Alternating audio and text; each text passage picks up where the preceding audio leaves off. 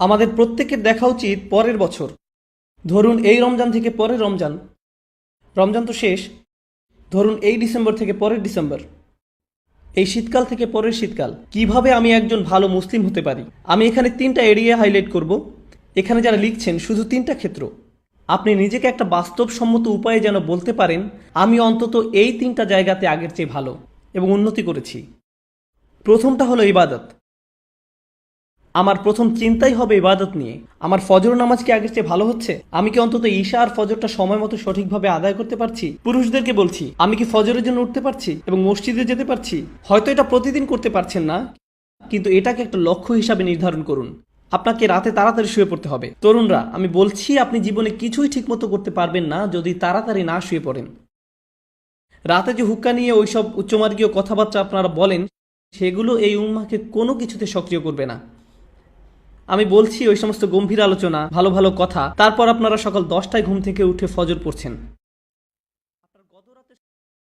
আপনার গত রাতের শর্মা আর হুক্কা নিয়ে বিশদ আলোচনা, এই উম্মাহ কি ওগুলোর কারণে জাগবে মনে করেন? ঠিক সময় ঘুমোতে যান, তাড়াতাড়ি উঠুন, ঠিক মতো ফজর পড়ুন, সকালে কোরআন পড়ুন। ইন্না কুরআন আল ফাজরি কানা মাশহুদা। নিয়ম করে ঠিকঠাক মতো কোরআন পড়ুন। আমরা দুনিয়া বদলানোর কথা বলি, কিন্তু আমরা একটা দিনের কার্যক্রমও বদলাতে পারি না। আপনি যদি আপনার দিন বদলাতে পারেন, তাহলে আপনার বছরও বদলাতে পারবেন, আপনার জীবনও বদলাতে পারবেন। আপনাকে আপনার দিন দিয়েই শুরু করতে হবে। ইবাদত অর্থে আপনার সকালটাকে ফলপ্রসূ করতে হবে। ইবাদতের একটা অংশ হলো, আমি বিশেষ করে এখানে তাদের অন্তর্ভুক্ত করব যাদের দূরদর্শিতা আছে। আপনার দূরদর্শিতা, আপনার অনুপ্রেরণা আসবে কোরআনের মাধ্যমে। কোরআন আপনার হৃদয়ে থাকতে হবে। যতটুকু সম্ভব কোরআন মুখস্থ করার প্রজেক্ট শুরু করতে হবে আপনাকে।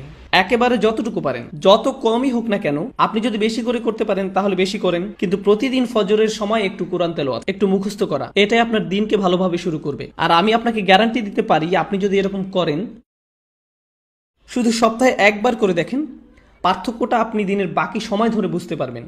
আপনি লক্ষ্য করবেন যে ওই দিনটাতে অনেক বেশি বারাকা আছে, আপনি অনেক বেশি কিছু শেষ করতে পারছেন, আপনার চারপাশে দরজা খুলে যাচ্ছে, অনেক সুযোগ তৈরি হচ্ছে, আপনার মন পরিষ্কার আর অনেক সৃষ্টিশীল আইডিয়া আসছে। আপনি দেখবেন আল্লাহ আপনাকে ওইসব কল্যাণ দিচ্ছেন এবং দরজা খুলে দিচ্ছেন যেগুলো আগে বন্ধ ছিল। কাজেই প্রথমটা, কতগুলো এরিয়া আমি যেন বলেছি? 3টা এরিয়া। প্রথমটা হলো ইবাদত। এটাই প্রথম এরিয়া যেটাতে আমি আরও ভালো করতে যাচ্ছি।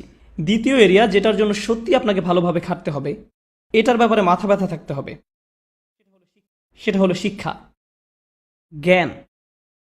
কিভাবে আমি এই এরিয়াতে আমার জ্ঞান বাড়াবো? আমি জ্ঞানকে ইবাদত থেকে আলাদা করে দেখি, কারণ কিছু কিছু মানুষ জ্ঞান অর্জনের উপর এত বেশি ফোকাস করে যে তাদের ইবাদতের অবস্থা হয় খুবই শোচনীয়। তারা ইবাদত করে না, তাদের ধারণা তাদের জ্ঞান ইবাদতের শূন্যস্থান পূরণ করে দিবে। তারা অনেক তাফসির পড়ে, অনেক তাজউইদ জানে, কিন্তু তারা এমনকি তাদের সালাতেও কোনো মনোযোগই দেয় না। তাহলে সেই জ্ঞান আছে কিসের জন্য? আমি অগ্রাধিকার ভিত্তিতে এগুলো উল্লেখ করেছি। প্রথমটা ইবাদত, দ্বিতীয়টা জ্ঞান। আমি বলছি না যে আপনারা আলেম হন এবং শরীয়তের উপরে ডিগ্রি নিন। যারা করছেন তাদেরকে অভিনন্দন জানাই। আমি এখানে সবার কথা বলছি। এখানে সবাই মুফতি বা আলেম নাও হতে পারেন, কিন্তু আপনাকে শিক্ষিত মুসলিম হতে হবে। আপনার ইসলামের উপর অন্তত প্রাথমিক পর্যায়ের বিদ্যা থাকতে হবে। আমি এখানে সবার কথা বলছি। তাই আপনার জন্য আমার পরামর্শ হলো, বছরের শেষ বা আগামী বছরের মধ্যে আপনি কিছু অন্তত পড়েন। আপনি সিরাহ পড়ুন, নবী মোহাম্মদ সাল্লাল্লাহু আলাইহি সাল্লামের জীবনী একবার। আর আপনার প্রতি বছরই এটা করা উচিত। আসলে আপনার আলাদা আলাদা জায়গা থেকে পড়া উচিত। প্রতি বছর সিরাতের উপর আপনার পড়াশোনা করা উচিত। সত্যি সত্যিই পড়ুন। আমাকে জিজ্ঞেস করবেন না সিরাতের উপর কোন বই পড়বেন, সবই পড়ুন। একবার এক একটা পড়ুন। একটা নিয়ে পড়া শুরু করুন 1 বছর, তারপর আরেকটা সিরাত নিন পরের বছর, আবার আরেকটা সিরাত নিন পরের বছর, আবার আরেকটা। কারণ এটা হলো ওই মানুষটার জীবনী যা আমাদের জীবনের দর্শন, আমাদের অনুপ্রেরণা। আর আপনার প্রতি বছরই এটা করা উচিত। আপনাকে এগুলো বারবার পড়তে হবে। এটা আপনার শিক্ষার অংশ। এটা আপনাকে চিন্তা ভাবনা করার এবং সেটা আপনার জীবনে প্রতিফলিত করার সুযোগ করে দিবে, দরজা খুলে দিবে। সিরাত পড়লে এর মধ্যেই পাবেন কিছু সহজলভ্য এবং অসাধারণ রিসোর্স। আমার মনে হয় না এগুলো খুঁজে পেতে আপনার কষ্ট হবে ইনশাআল্লাহ। একই সাথে আপনার কিছু বাস্তবিক অর্জন থাকতে হবে। একই বছর আপনাকে প্রকৃত অর্থেই কোরআন থেকে কিছু অর্জন করতে হবে। আমি এখনো জ্ঞানের এরিয়ার ভিতরে আছি। প্রথম এরিয়া হলো ইবাদত, আর দ্বিতীয়টা হলো জ্ঞান বা শিক্ষা, এই এরিয়াতেই আপনাকে কোরআন থেকে কিছু প্রকৃত মুনাফার ক্ষেত্র তৈরি করতে হবে। ধরুন এই বছর আপনি ঠিক করলেন আপনি সূরা কাহফ মুখস্থ করবেন, কাজে এটা একটা লক্ষ্য স্থির করুন। এই বছর আমি সূরা কাহফ মুখস্থ করব। তার মানে হলো আমি এই সূরা মুখস্থ করব, এর অনুবাদ পড়ব, এর তাফসীর পড়ব, এটার শব্দগুলোর অর্থ বুঝব, সূরা কাহফের উপর লেকচারগুলো, প্রবন্ধ, পেপার যাই পাওয়া যায় তার সবই নিব, সবই শেষ করব। আমার জন্য এটাই সূরা কাহফের বছর। পরের বছর হতে পারে সূরা আর রহমানের বছর, তার পরের বছর সূরা বাকারার বছর, কয়েকটা সূরা হতে পারে একই বছরে, কিন্তু প্রতি বছরই আপনি কোরআনের মধ্যে থেকে কিছু না কিছু লাভ করুন, এটা বাস্তব। এটা বলবেন না আমি কোরআন পড়েছি, এটা করবেন না যে কোনো একটা প্যাসেজ নিয়ে পড়া শুরু করলেন। একটা সূরা বা কয়েকটা সূরা নিন, সেগুলোতে ফোকাস করুন। মুসলিম যুবকদের জন্য আমার সবচেয়ে বড় সমালোচনা হলো যে তারা ফোকাস করে না, একটা বিষয়ের উপর ফোকাস করেন, এটা ভালোভাবে বুঝেন। পরে যখন আপনি দেখবেন আপনি বলবেন আলহামদুলিল্লাহ এই বছর আমি আরো একটা সূরা মুখস্থ করেছি, আরো 2টা সূরা মুখস্থ করেছি, আরো 3টা সূরা মুখস্থ করেছি। আর যখন আপনি কোনো একটা সূরা পড়েন শুধু এটার অর্থ মুখস্থ করবেন না। কোনো ছাত্র আমাকে এসে জিজ্ঞেস করে আপনার ধারণা কোনটা বেশি গুরুত্বপূর্ণ, কোরআন বোঝা নাকি মুখস্থ করা? আমি বলি কিভাবে আপনি ভাবেন যে এই দুটো আলাদা? কেন এরকম মনে করেন? আপনি জানেন কেন আমরা কোরআন মুখস্থ করি? যেন আমরা বারবার সেটা বলি। আর যখন আপনি কিছু বারবার বলতে থাকেন তখন সেটা নিয়ে আরো বেশি চিন্তা করার এবং সেটা আপনার কাজে প্রতিফলিত করার ব্যবস্থা করে দেন আল্লাহ। যখন আপনি কোনো কিছু 10 বার বলতে থাকেন তখন আপনি এমন কিছু লক্ষ্য করেন যা আপনি 9 বার বলার সময় করেননি। আল্লাহ আরো অনেক দরজা খুলে দেন। আল্লাহে কোরআনের জন্য এটা খুবই সত্য। যত বেশি আপনি পড়বেন তত বেশি বুঝবেন, আর যত কম পড়বেন তত কম বুঝবেন। এটা অন্য কোনো বইয়ের মতো না। কোরআন বোঝার ভিত্তি হলো কোরআন মুখস্থ করা। আল্লাহ আরো অনেক দরজা খুলে দেন। আল্লাহে কোরআনের জন্য এটা খুবই সত্য। কাজেই যে সূরা আপনি পড়তে ও বুঝতে চাচ্ছেন ভালো হয় সেটা মুখস্থ করে ফেললে। এই দুটো সবার আগে। তো আমি সিরাত নিয়ে বললাম আর কোরআন নিয়ে বললাম। এবার ইলেকটিভ বা নির্বাচক। ধরেন এটা আপনাদের জন্য এই বছরের ইসলামিক সেমিস্টার। এই সেমিস্টারে ঐচ্ছিক কাজে যুক্ত করেন। অন্তত 3 থেকে 4টা দোয়া আপনি পড়লেন, মুখস্থ করলেন, আর সেগুলো আপনার দিনের একটা অংশ হয়ে গেল। নবী সাল্লাল্লাহু আলাইহি সাল্লামের কিছু দোয়া মুখস্থ করা, এটা একসময় আপনার দিনেরই অংশ হয়ে যাবে। এখন আমি জ্ঞানের সাথে সেটার চর্চাও সংযুক্ত করেছি। এ ধরনের জিনিসগুলো আপনি যুক্ত করে নিতে পারেন। আসলে এই 3টা এরিয়া যে আমি বলছি, আমি অন্যগুলো কিন্তু উল্লেখও করিনি। আমি জানি ফিকহ, আকীদা, তাফসীর এগুলোও জ্ঞানের অংশ, কিন্তু আমি শুধু 3টা এরিয়ার কথা বলেছি ইচ্ছা করেই। কারণ এই 3টা জিনিসই সরাসরি আপনাকে ভালো মুসলিম করে তুলবে।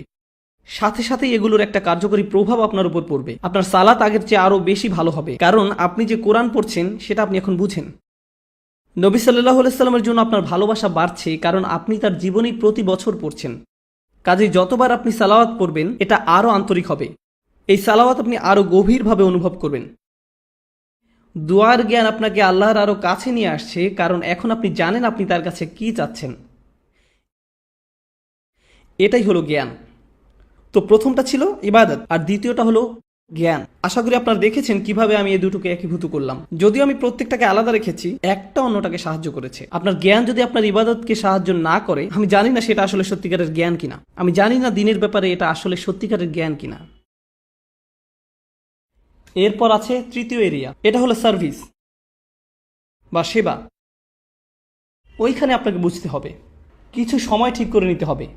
সপ্তাহে একদিন, হয়তো সাপ্তাহিক ছুটির দিন, কিংবা মাসে একবার আপনাকে কিছু সেবামূলক কাজ করতে হবে। মানে মানুষকে সাহায্য করা। তার মানে এই না যে আপনাকে এটা ইসলামিক ব্যানারের মধ্যেই করতে হবে। আপনি যদি স্বেচ্ছাসেবা দিতে চান, মানবতার জন্য কিছু করতে চান, এটা দেখতে খুবই ভালো লাগবে যে একজন মানুষকে আপনি সাহায্য করছেন। খুবই ভালো লাগবে। আমাদের সবকিছু নিজেদের ব্যানারেই করতে হবে এমন কোনো কথা নেই। মহৎ উদ্দেশ্যেই ভালো কাজই, সেটা খ্রিস্টানরাই করুক, ইহুদিরাই করুক, আর গেটস ফাউন্ডেশনই করুক, সেটা কোনো ব্যাপার না। যদি উদ্দেশ্য ভালো থাকে আপনি সেটাই অংশ নিতে পারেন। আসলে ব্যক্তিগতভাবে আমি মুসলিমদেরকে পরামর্শ দেই সেসব ভালো কাজে অংশ নিতে যেগুলো অমুসলিমদের দ্বারা পরিচালিত হয়, যেন তারা দেখে যে মুসলিমরাও এসব ব্যাপারে কেয়ার করে এবং এর মাধ্যমে তারাও সুযোগ পাবে ইসলামের ব্যাপারে প্রশ্ন করতে। এটা তাদের একটা সুযোগ দেয়। কাজে স্বেচ্ছাসেবা দিন, সাহায্য করুন, এমন কিছুর অংশ হন যেটা আপনার মনপ্রাণে ভালো লাগে। শুধু আপনার জন্যই সেটা করুন, প্রচার করে বেড়াবেন না, এটা নিয়ে টুইট করবেন না আজকে স্বেচ্ছাসেবা দিয়ে আসলাম, খুবই ভালো লাগছে আলহামদুলিল্লাহ, বড়াই করছি না। এরকম করবেন না, শুধু আপনার জন্যই করুন। এটা আপনাকে একজন ভালো মানুষ করবে, একজন ভালো ব্যক্তিতে পরিণত হবেন আপনি। আর বাবা মায়েরা আপনাদের যাদের বাচ্চা আছে, বিশেষত টিন এজ ছেলে মেয়ে, আপনি যদি তাদেরকে এই ধরনের কাজে উৎসাহ দিতে পারেন, কাউকে সাহায্য করার কোনো বিষয়ে জড়িত হওয়া আসলে টিনেজ বাচ্চাদের জন্য খুবই গুরুত্বপূর্ণ। এটা তাদের মানসিক পরিপক্কতা তৈরি হওয়ার একটা অংশ। কারণ টিনেজ তরুণরা শুধু মুসলিম তরুণরাই না, সাধারণভাবে সব তরুণরাই আত্মনিমগ্ন থাকে। তাদের দুনিয়াটা তাদের নিয়েই। তারা কিভাবে দেখে, তাদের বন্ধুরা, তাদের ফেসবুক স্ট্যাটাস, তাদের কতজন বন্ধু আছে, যাই হোক না কেন, ওই বয়সে এটাই তাদের কাছে গুরুত্বপূর্ণ। তারা খুবই ক্ষুদ্রমনা ধরনের। আপনি যদি ওই বয়সে তাদেরকে এরকম মানসিকতা থেকে টেনে বের করতে পারেন, তাদের নিজেদের বাইরেও অন্য কিছুকেও কেয়ার করতে শিখান, অন্যদের সাহায্য করতে বলেন, মানুষের কষ্ট বা ভোগান্তি আসলে কেমন আর এইসব ক্ষেত্রে সাহায্য করতে বলেন। উদাহরণস্বরূপ কিছুদিন আগে একটা প্রাকৃতিক দুর্যোগ হলো, একটা ঝড় নিউ জার্সি আর নিউ ইয়র্কে আঘাত করলো। আপনার থেকে খুব একটা দূরে না, ওইখানে সাপ্তাহিক ছুটিতে রেড ক্রস বা অন্য কারোর সাথে যে সাহায্য করতে পারেন, যাদের বাড়িঘর ধ্বংস হয়ে গেছে, গাছপালা রাস্তায় পড়ে আছে, রাস্তা বন্ধ হয়ে গেছে, যেটাই হোক আপনি সাহায্য করে চলে আসেন। আপনি যদি সেটা করেন, আমি আপনাকে বলছি এটা আপনাকে আল্লাহর যত নিকটে নিবে আর কোনো কিছুই ততটা করবে না। আপনি যদি এই তিনটা জিনিস করেন, আপনি তাহলে অন্তত মূল ভিত্তিটা স্থাপন করলেন জীবনে কিভাবে ভালো করা যায়। এটা আপনার জীবনের লক্ষ্য না, অন্তত এগুলো আপনি করতে পারলে জীবনে ভালো কিছু অর্জন করতে পারবেন।